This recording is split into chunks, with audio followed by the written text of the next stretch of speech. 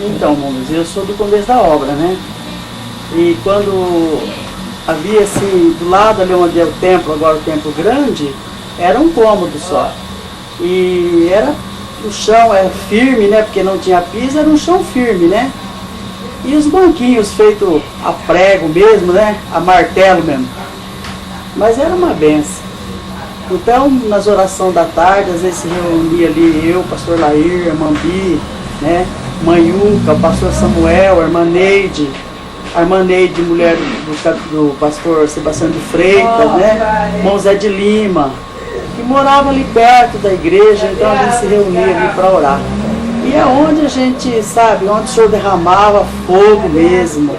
Quando terminava a oração, estava o sinal dos pés da gente no chão, viu? Que tanto abençoado, né, que era aquele comodinho ali.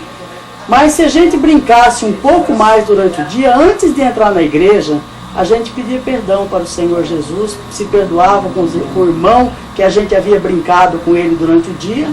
Brincadeira, uma brincadeira comum.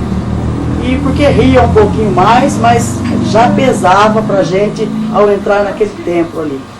E a gente se perdoava com o irmão antes de entrar, deixava o chinelinho para fora da porta, né, para entrar dentro do templo. E as roupas, as vestes, né, era tudo emendada, né, os vestidos, oh, glória a Deus. Emendado, mas era uma benção. E ali a gente clamava ao Senhor. Tinha dia que não dava tempo nem de ler a palavra, viu? Já entrava todo mundo chorando, glorificando a Deus, e ali o Senhor já visitava. E era uma maravilha. Eu me lembro que uma tarde eu tomava conta de uma senhora lá em Itápolis, a mulher do seu Gino Matucci. Ela tinha sido operada, eu trabalhava aqui com a filha dela, então ela, você pode cuidar da minha mãe lá em Itápolis? Eu falei, posso. Posso assim numa condição, que você me libere pelo menos 2 vezes por semana para vir na oração das 3 horas. E ela concordou comigo. E eu vinha de Itápolis aqui para participar da oração das 3 horas, né? E uma tarde nós recebemos tanta benção, que o pastor Lair não suportou o poder de Deus. O pastor Lair caiu de bruços dentro da igreja, de tanta benção, né? E quando terminava o culto, né, aquela minoria, aquele pouquinho de gente que estava ali, mais abençoado mesmo, né? A gente saía da igreja e descia, criança, os irmãos, o irmão Liseu, que, né, o irmão Irani, com a esposa, o irmão Ricardo, que vinha do sítio. Se juntava um pouco mais de gente e a gente descia, todo mundo a pé, e a gente ia ali onde é o acampamento agora, do lado de cá, de frente ao posto do Doquinho ali, era onde a gente se reunia, naquele alto ali, que era pasto, né, era um leiteiral, a gente se reunia ali para orar. Mas era benção, benção, benção, benção. E eu me lembro que um certo dia, uma pessoa caiu em pecado, né? E o Senhor falando, e a pessoa ali, sabe? E o Senhor dizia assim, que se a pessoa não confessasse, ele ia passar só a sombra no dedo dele. E a pessoa ali resistindo, Ah, mas quando chegou um determinado momento, né, o Senhor derrubou aquela pessoa, viu? Derrubou aquela pessoa, e a pessoa calçou o sapato, um virado para um lado, outro virado para o outro, e sumiu. E nunca mais. O Senhor disse, e se tu não confessar o teu pecado, eis que lançarei fora do meu povo. E nunca mais, e tu não verás a minha face. E essa pessoa, olha irmão, virou um sorvete, hein? Derreteu, que nunca mais nós vimos. Nunca mais a gente viu. E era uma maravilha. Outra vez, né, hoje a gente vê certa ocasião, né, as ofensas, outros, sabe, até gride o irmão com palavras, outros até regaça a camisa para bater mesmo no irmão. E naquela época não precisava isso. Naquela época não chegava a esse ponto não. Se o irmão fizesse alguma coisinha para o outro que magoasse, ele não conseguia entrar dentro da igreja. Ele não conseguia, irmão, entrar dentro da igreja enquanto ele não se perdoasse. E um dia uma pessoa, nós falávamos, olha, pelo amor de Jesus, se perdoa com a tua irmã antes de você ir para o monte. Eu não vou nada, não. A gente se perdoa, dali um pouquinho tá a mesma coisa, não vou. E subiu para o monte e foi, viu irmão? E foi. Quando chegou lá, irmão Luiz, nós estávamos todo mundo orando e essa benção nada, benção nada. Chegava, o Senhor já abençoava, e aquele dia tá, e ali orando e clamando a Deus, orando e clamando a Deus, o Senhor tomou um vaso e falou: conserta, conserta, agora, porque senão eu coloquei por terra aqui, agora, porque eu sou Deus. E a terra pode abrir e engolir em vida. E essa pessoa insistindo ali. Ah, irmão Luiz, essa pessoa caiu ali, irmão Luiz, não sobrou um capim aonde estava essa moça. Não sobrou um capim aonde estava essa moça. Ela arrancava na mão e no dente também, e gemendo e gritando por misericórdia. E ela disse que a gente ia ficando em cima na terra assim, e aonde ela estava, parece que afundando assim. E o Senhor diz: ai daquele que pusesse a mão para fazer alguma coisa, para tentar levantar dali, porque era a sombra da mão dele. Irmão Luiz, essa moça veio para casa, sem força, ficou deitada uma semana, nós dávamos banho, comida, penteava o cabelo, porque essa moça não tinha força para levantar os braços. Não tinha força para levantar os braços. Até água nós dávamos. Marisa, perdão interrompê-la, mas só a sombra da mão do Senhor? Só a sombra. Amém, Jesus. Só a sombra da mão dele. Ele disse: é só a sombra das minhas mãos. E aquela moça caiu de bruço e gritava não, porque ela não tinha força para gritar. Bocejava e a gente ouvia ela falando por misericórdia, misericórdia, Jesus, misericórdia, misericórdia. Só falava isso e mais nada. E ali ela teve força para pedir perdão. Aí o Senhor falou: aí agora sim, mas para que todo mundo visse e não esquecesse desse dia, e passasse para os que estavam vendo e para aqueles que ainda não iam chegar, que a obra dele é santa. E o Senhor tem dito, né, irmão Luiz, que como foi no princípio, da obra será no fim. Glória a Deus. Não é verdade? E nós o temos visto, hein? Nós já temos visto o agir da mão de Deus. Nós já temos contemplado, viu? O agir da mão de Deus. E esse Deus que nós cremos, né? Esse Deus de maravilha, Deus de cura. Uma senhora veio do Amaral Carvalho, esse varão aqui testemunha, trouxe ela num colchão de solteiro atrás do Del Rey, para dar óbito em casa, porque os médicos disseram que não dava horas para ela, não dava mais, era questão de horas. E veio rápido de lá, porque nem a ambulância não trazia mais, nem levava para lá, porque já não tinha o que fazer. Era um montinho de osso. Do sofá punhava na cama, da cama para o sofá, para o banheiro, e assim era. Porque não tinha força para se mover, para comer. E nós falamos um dia, eu convidei umas 3 ou 4 irmãs, né? E fomos lá para fazer essa campanha para esta varoa. E naquela tarde o Senhor usou dizendo assim, que se ela partisse naquele dia, ele era vida eterna, e ela descansaria nos braços dele. Mas ainda não era a hora, que ela ficaria para testemunhar. Para testemunhar, porque ele era o mesmo Deus e não tinha mudado. E era o Deus que estava entre nós naquela tarde. Olha, irmãos, já foi para 10 anos que essa mulher está aí, com mais de 80 quilos, viu?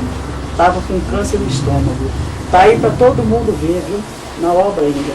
E testemunha onde ela passa. Já tinha perdido todos os cabelos da cabeça? Já tinha perdido todo o cabelo da cabeça. Já, mesmo a água que ela tomava, não era possível ficar no estômago, porque isso já não tinha mais a parede do estômago, não segurava nada. A gente que entrava já voltava normalmente. E mandou chamar toda a família para que pudesse ver, né, ou até mesmo se despedir, porque já não tinha assim, previsão médica para que pudesse ela se firmar em alguma coisa. Mas como o irmão estava dizendo, através da oração, ela alcançou uma grande bênção do Senhor, né?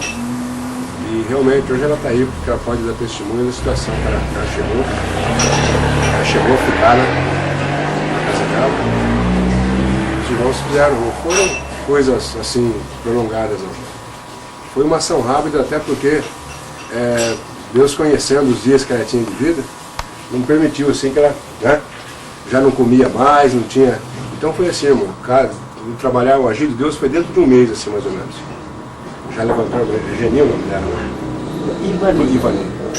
Já levantou a irmã Ivani, já realmente deu a cura para ela e falou que ela vai ficar para testificar para muitos, né, sobre o poder dele.